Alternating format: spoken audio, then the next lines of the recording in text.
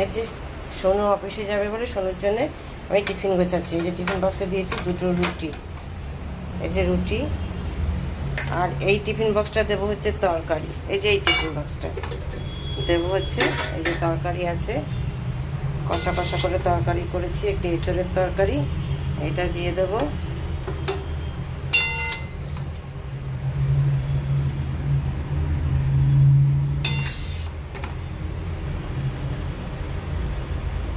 এই যে দিলাম হচ্ছে তরকারি, রুটি, আর এখান থেকে দেবো হচ্ছে দুটো মিষ্টি।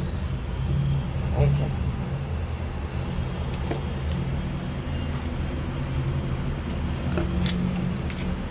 এই যে এটা দিয়ে দিলাম।